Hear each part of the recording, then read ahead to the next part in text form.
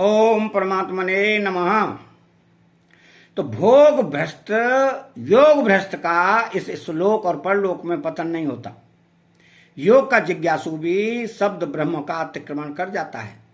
यह जो भगवान ने महिमा कही है, यह महिमा भ्रष्ट होने की नहीं है, प्रत्युत योग की है। अतः अब आगे के श्लोक में उसी योग माया की महिमा कहते हैं। तो तपस्विभ्यो अधिको योगी ज्ञानभ्यो अपि मतो अधिकः कर्मेभ्यश्चाधिकौ योगी तस्माद् योगी भवार्जुन।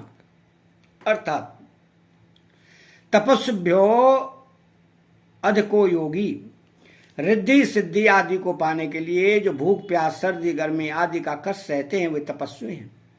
इस सकाम तपस्वियों से पारमार्थिक रुचि वाला ध्येय वाला योगी श्रेष्ठ है। तो ज्ञानेभ्यो अपि मतो अधिकः, शास्त्रों को जानने वाले पढ़े लिखे विद्वानों को यहाँ ज्ञानी समझना चाहिए। तो जो शास्त्रों का विवेचन करते हैं, ज्ञान योग क्या है, कर्म योग क्या है, भक्ति योग क्या है, लय योग क्या है, आदि आदि बहुत सी बातें जानते हैं और कहते भी हैं, परंतु जिनका उद्देश्य सांसारिक भोग और ऐश्वर्य है, ऐसे सकाम शब्द ज्ञानियों से भी योगी श्रेष्ठ माना गया है।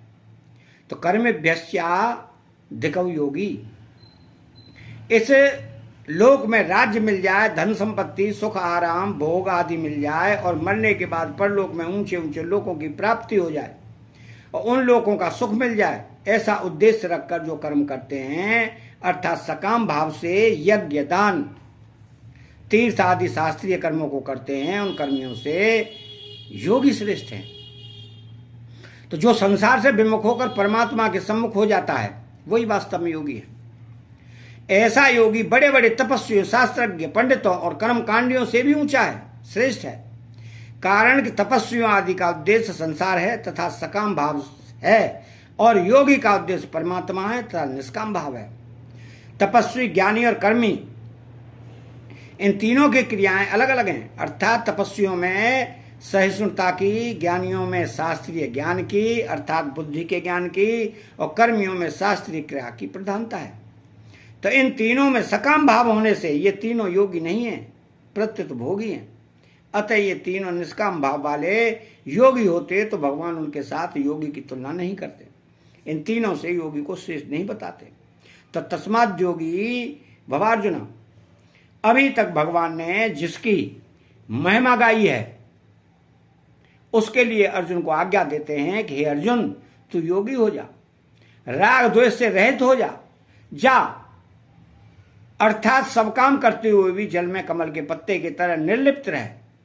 यही बात भगवान ने आगे 8वें अध्याय में भी कही है। तो योग युक्त भवार्जुन, 5वें अध्याय के आरंभ में अर्जुन ने प्रार्थना की थी कि आप मेरे लिए एक निश्चित श्रेय की बात कहिए।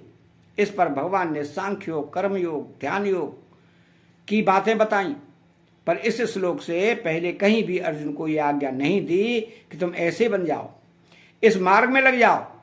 अब यहां भगवान अर्जुन की प्रार्थना के उत्तर में आज्ञा देते हैं कि तुम योगी हो जाओ। क्यों? कि यही तुम्हारे लिए एक निश्चित श्रेय है। तो भोगी का विभाग अलग है और योगी का विभाग अलग है। भोगी योगी नहीं होता और योगी भोगी नहीं होता। तो जिनमें सकाम भाव होता है वे भोगी होते हैं और जिनमें निष्काम भाव होता है वो योगी होते हैं। इसलिए सकाम भाव वाले तपस्वी ज्ञानी और कर्मी से भी निष्काम भाव वाला योगी श्रेष्ठ है। अतः चैनल को सब्सक्राइब करें, बेल आइकन घंटी को दबाएं और कमेंट बॉक्स में श्री कृष्णा लिखें। बोलो जय श्री कृष्णा।